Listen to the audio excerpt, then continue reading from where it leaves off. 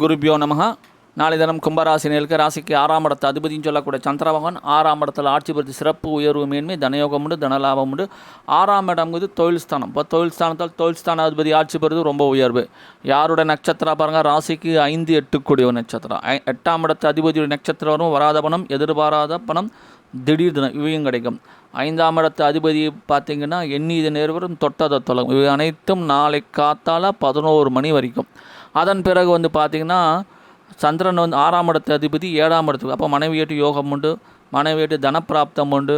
கும்பராசினியர்களுடைய ஆண்களாக இருக்கும் பட்சத்தில் மனைவி அவர்களுக்கும், பெண்களாக இருக்கும் பட்சத்தில் கணவருக்கும் நல்ல மாற்றம், ஏற்றம் உண்டு. இப்போ கும்பராசினியர்கள் ஆண்களாக இருந்தால் மனைவி அவர்கள் வேலைக்கு முயற்சி செஞ்சாங்கன்னா நல்ல அற்புதமான இடத்துல வேலை வாய்ப்பு கிடைக்கக்கூடிய. பெண்களாக இருந்தாலும் கணவருக்கு வேலையில் நல்ல மாற்றம் உண்டு, வேலையில் நல்ல மாற்றம் முன்னேற்றம் உண்டு. மொத்தத்தில் அற்புதமான நாள்.